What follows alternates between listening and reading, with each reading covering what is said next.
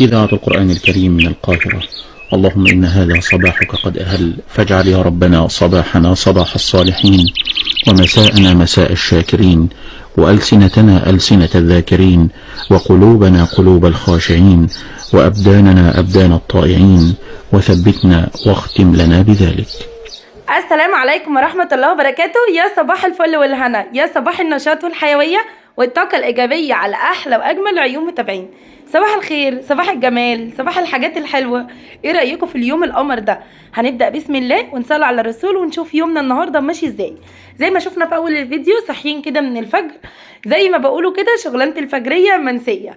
عندنا كده أوردر إطعام وجالي متأخر، وقلت بقى ايه، يلا يا بنت كده سمي بالله، ونزلت من الصبح من الساعه 9 اشتريت الطلبات بتاعتي، وهنشوف هنعمل ايه مع بعض. مبدئيا كده عايزاكم تدعوا لصاحب الاطعام ان ربنا يبارك له ويجازيه كل خير ويشفي بنته ويبارك فيها، اللهم امين يا رب العالمين. بالله عليكم كل اللي يشوف الفيديو ده يدعي دعوه حلوه كده للي عامل الاطعام بتاع النهارده، ربنا يا رب يديله ويرضيه ويعطيه كل الخير، اللهم امين يا رب. واياكم كل اخواتي وحبايبي، بحبكم في الله.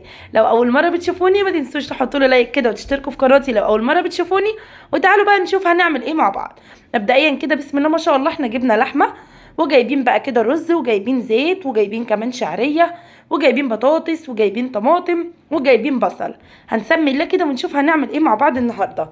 بصوا بقى بسم الله ما شاء الله، اللحمه كانت طازه كده، يعني انا نزلت من اول اليوم. كل حاجة كده تحسوا ان اليوم بصراحة اللي ينزل يشتري طلباته بدري كده كل حاجة بتبقى فريش وبتبقى حلوة جدا، ايا كانت بقى خضار لحوم فراخ.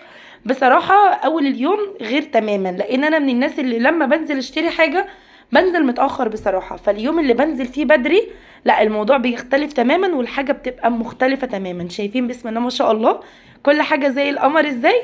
تسلم ايديا وحياة عينيا.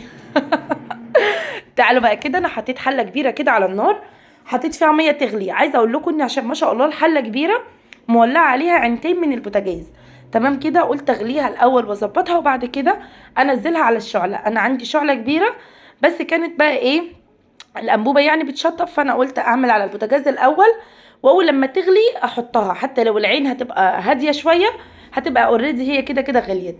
ميه بقى بتغلي وحطيت فيها كده بصل وطماطم، وبعدين اديتها غلوه كمان. انا عايزه الميه بتغلي جامد جدا عشان ما شاء الله احط كميه كبيره من اللحمه، بسم الله ما شاء الله. فلما تكون الميه بتغلي، اللحمه كده تقفل المسام بتاعتها، وبالتالي ما تطلعش ريم كتير والشوربه تبقى معاكي رايقه وحلوه. فبدات ان انا احطها بقى كده. صلوا على النبي، اللهم صل وسلم وبارك على سيدنا محمد وعلى اله وصحبه وسلم. بعد ما حطيتها جبت بقى هنا البطاطس، وهنبدا بقى كده نقشرها مع بعض. ودي كانت بطاطس حلوه قوي بصراحه، يعني كانت البطاطسيه اللي هي من جوه الصفرة دي جميله قوي. انا بحب النوع ده جدا من البطاطس، بتكون كمان في التحمير حلوه قوي. طبعا انا بعمل اطعام للناس اللي اول مره بقى كده بتشوفني.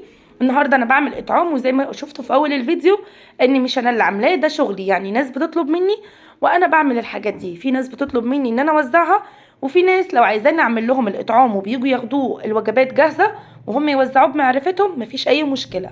بعمل كمان اكل بيتي، بعمل كل انواع المصنعات البيتي، يعني انا اللي بعملها، ايا كان بقى، مثلا لو ناجتس، لو استريبسي، لو بانيه، لو برجر، لو كفتة شوي، شيش طاووق، سجق متبل، كبدة متبلة، طبعا جميع انواع المحاشي، جميع انواع الصواني، كل حاجة تخص الاكل البيتي اللي تحسي ان انتي اللي عاملاه كده وانتي واقفة في بيتك، انا الحمد لله بعملها. دعواتكم ربنا يا رب كده يرزقني ويرزقكم كل خير ويزود رزقي ويوسع في شغلي، اللهم امين يا رب العالمين. ولكم بالمثل كل اخواتي، ربنا يبارك لكم ويرضيكم، اللهم امين. بعد ما قشرت بقى البطاطس ما شاء الله، هقطعها اللي هي مكعبات سميكه كده شويه علشان يعني تستحمل معايا ان هي تغلي وما تتهريش معايا. احنا هنعمل بطاطس، وكمان هنعمل اللهم صل على النبي اللحمه مسلوقه، وفي الاخر بنعمل لها خلطه كده تحفه بتودي اللحمه في حته تانية. وهنعمل رز بشعريه. الاوردر مطلوب مننا كده. وطبعا مش هننسى العصير. انا طبعا جنب الوجبات بعمل يا اما عصير يا اما مثلا حاجه حلوه، رز بلبن وليكن، او مثلا فاكهه، ان احنا نجيب فاكهه كده، ايا كان بقى، موز، برتقان، اي حاجه نحط من يعني ثمرتين كده، موزه على برتقانه كده مع الوجبه بتاعتنا، تمام كده. فطبعا كل واحد بيكون هو طالب مني الاوردر عباره عن ايه، فاهمين قصدي؟ يعني اللي بيطلب مني حاجه انا عايزه اعمل كذا وكذا وكذا. عندي وجبات بتبدا من 60 جنيه وانتي طالعه. يعني بصوا، عندي وجبه ممكن تبقى مكرونه كده وبانيه ومخلل، دي تبدا معانا من 60 جنيه. فالحمد لله الغالي موجود، والحاجه اللي سعرها برضو مريح موجود. يعني على قد امكانياتك تقدري تعملي اطعام وتوزعيه، وربنا يجعله في ميزان حسناتنا، اللهم امين يا رب العالمين. هناخد بقى البطاطس بتاعتنا نغسلها كده غسله كويسه جدا ونصفيها زي ما انتم شايفين ما شاء الله كميه اهي. وقطعت بقى حوالي 2 كيلو من البصل جوانح رفيعه كده. وهجيب بقى كده حله كبيره اللي انا هشتغل فيها. والخلطه دي بقى في البطاطس حاجه كده رهيبه. كانوا شويه بطاطس بصراحه في منتهى الجمال والروعه. حطيت البصل كده زي ما احنا شايفين. هضيف له بقى معلقه كبيره من الفلفل الاسود، ومعلقه كبيره من الكمون، ومعلقه كبيره من الملح. يعني البهارات دي هنتبل بيها، يعني هتكفي معايا كل الكميه اللي انا هشتغل بيها. وبعد ما اخلص كده بقى هقلب البصله كويس جدا مع البهارات اللي احنا حطيناها فيها دي. عايزه اقول لكم بقى ان ريحه البصله بس مع البهارات كانت خطيره يا جماعه. عامه انا بعمل صينيه البطاطس برضو بنفس الطريقه، ولكن لو هحط فيها فراخ بدي الفراخ الاول تشويحه على النار لحد مثلا ما الاقي لونها كده اتغير، وابدا انزل عليها الطماطم اللي انا ضرباها تاخد غلوه مع الفراخ. وبعد كده ما تاخد غلوتين 2 الاقيها بدات تبقى نص تسويه، ابدا احط بقى البطاطس بالبصل. بتكون صينيه بطاطس خطيره خطيره، كل اللي بياكلها عندي بصراحه بيشهد لي بيها. بعد ما قلبت بقى خلاص زي ما احنا شايفين البصل مع البهارات، نزلت عليها بسم الله ما شاء الله البطاطس بتاعتنا، واديهم بقى تقليبه كده مع بعض. وولعت عين البوتاجاز، وحطيت الطماطم بتاعتي اللي انا ضربها في الخلاط. وهغلي بقى الكلام ده كله كده على النار. هضيف لها بس كده كوبايتين من الميه، واسيبها لحد ما تغلي معانا وتستوي 3/4 تسويه. انا عايزه البطاطس تستوي 3/4 تسويه. انا عملت في حله كبيره علشان اسهل عمليه التسويه في الفرن، لاني لو حطيت ده بقى في الفرن من الاول هتاخد معايا وقت كبير جدا. وما شاء الله انا عامله كميه، مش اللي هو صينيه بطاطس ماشي هحطها وخلاص وافضل استناها. فانا قلت اسويها بقى على النار الاول، التسويه اللي هي 3/4 تسويه كده، وبعد كده احطها في الصواني بتاعتها وادخلها الفرن لحد ما تاخد معايا الوش الحلو قوي اللي انا عايزاها. يعني تاخد وش كده بتاع الفرن. بصوا بقى انا هنا بقلب كويس جدا علشان اتاكد ان الطماطم وصلت لكل الحله كده ما شاء الله.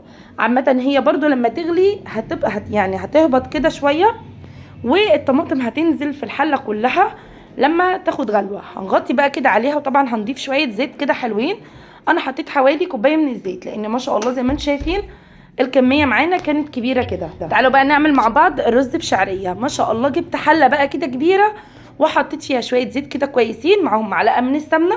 وهنحمر الشعريه. انا عايزه الشعريه يكون لونها ذهبي كده، يعني ما تبقاش غامقه قوي ولا فاتحه قوي، يعني اللون ده كده زي الفل. طبعا غسلت الرز وسايباه ان هو يتصفى، مش عايزه فيه ميه خالص. وبعد ما الرز بيتصفى بنزل على الشعريه بتاعتي واقلب كويس جدا، وبكون حاطه ميه بتغلي، وباخد شويه من الشوربه بتاعه اللحمه مع شويه من الميه اللي بتغلي، وبزود بيها الرز. بيكون طعمه حلو جدا ومفلفل، وبيبقى طعمه حلو. يعني انا من الناس اللي بحب قوي الرز بالشوربه، بيكون طعمه تحفه طبعا، غير الرز المعمول بميه طبعا. بصوا بقى كده نقلب. اهم حاجه نشفي الرز بتاعك كويس جدا كده، يعني خليه يتنشف مع الشعريه كده مع الزيت كده، ياخد تحميصه بسيطه عشان يطلع معاكي مفلفل وطعمه حلو جدا. طبعا بسم الله ما شاء الله اللهم بارك. انا هعمل 4 حلل من الرز. انا هعمل معاكم حله واحده وهكمل الباقي انا مع نفسي.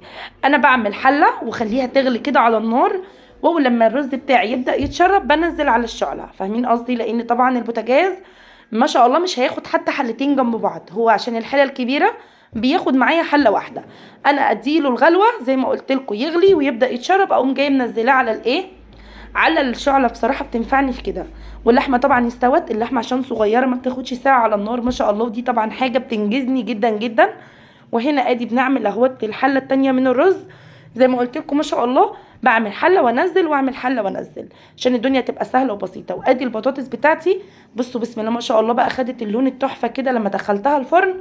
انا حطيت في صينيتين 2 كبار، وجبت الستوك بتاع الفرن ما شاء الله حطيت فيه ودخلته برده. شايفين الجمال بقى؟ بصراحه البطاطس كان طعمها حلو جدا.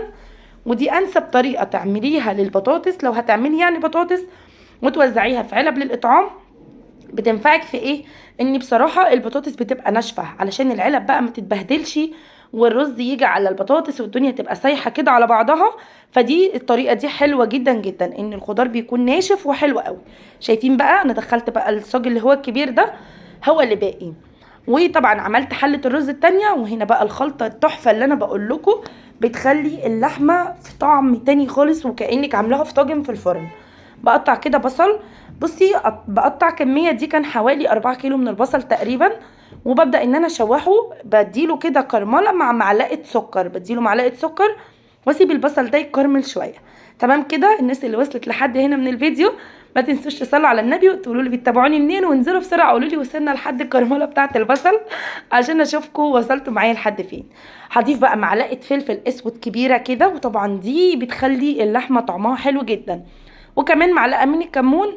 بصراحه البصله بتطعم وبيكون طعمها حلو، طبعا مع معلقه السكر اللي احنا حطيناها اللي هتخلي البصله مكرمله وفيها تسكيره كده حلوه قوي. فاهمين قصدي؟ نقلب الكلام القمر ده كله كده مع بعضه. وبعدين بقى ايه، قطعت فلفل، لو عايزاها سبايسي حطي فلفل سبايسي، مش عايزاها حطي فلفل رومي. وقطعت كمان حوالي 1.5 كيلو كده من الطماطم، ونزلت بقى على القمر ده. وبرده اقلب الحاجات القمر دي لحد ما تدبل كده. مش قادره اوصف لكم ان الخلطه دي بتخلي اللحمه طعم وريحه جباره بامانه، بتخليها تحفه التحفه. بقلبها كويس جدا كده لحد ما الخضار يدبل شويه، وبقوم جايه ضايفه عليهم اللحمه. طبعا انا هحطهم على الحله الكبيره، واحط عليهم معلقتين كبشتين من الشوربه، واسيب اللحمه بقى تغلي في الخلطه دي شويه. مش قادره اوصف لكم، حرفيا كانك عاملاها في طاجن في الفرن. اللحمه بتبقى دايبه معاكي وطعمها بيكون خطير خطير خطير. وزودي في الخلطه دي لانك هتاكلي منها قبل اللحمه حرفيا من كتر جمالها وحلاوتها. خلاص خلصنا، بسم الله ما شاء الله. تعالوا بصوا بقى الجمال والحلاوه. اللهم صل وسلم وبارك على سيدنا النبي. بألف ألف هنا وشفا لكل اللي هيدوق من الإطعام ده. ادي الرز بتاعي خلصته اهوت. عايزه اقول لكم ان اليوم ده انا كنت شغاله فيه لوحدي، والحمد لله يعني ربنا قواني وخلصت قبل الوقت كمان، والحاجه اتوزعت بدري وكله تمام. بصوا اللحمه القمر، شايفين الصوص القمر ده تكليب على الرز كده قبل اللحمه نفسها. وادي البطاطس وادي الرز اهوت. انا حبيت ان انا اهويه كده شويه عشان لما اعبي الحاجه في العلب ما تكونش سخنه قوي، عشان العلب برضو ما تتفاعلش مع الاكل. فاهمين قصدي؟ تعالوا بقى كده نسمي بالله ونصلي على الرسول. اللهم صل وسلم وبارك عليك يا سيدي يا حبيبي يا رسول الله. ونعبي بقى القمر بتاعنا. بعد ما خلصنا نعبي العلب. انا كنت قاعده كده في رواقه كده مع نفسي، فاهميني؟ كنت انا وياسين ابني اللي في البيت يعني هو قاعد معايا بصراحه، كان بيساعدني يناولني حاجه يجيب لي حاجه، بيصور لي. ربنا يبارك له كده يا رب، ويبارك في ولادنا جميعا لحد ما خلصنا. بصوا بسم الله ما شاء الله، اللهم بارك يا رب بألف هنا وشفا.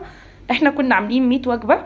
ربنا يبارك يا رب ويكتر ويزيد من صحاب الخير، وربنا يقدرهم على فعل الخير اكتر واكتر. بسم الله ما شاء الله بألف هنا وشفا. عايزه اقول لكم ان بجد بجد التصوير بيكون ظالم الاكل في الاخر كده، بحس ان هو مش جايبه بالحلاوه اللي انا بكون شايفاه بيها. والله العلب بيكون شكلها مبهج وجميل وغير كده تماما، بس مش عارفه التصوير في الاخر بيخيب ليه. اشوفكم على خير.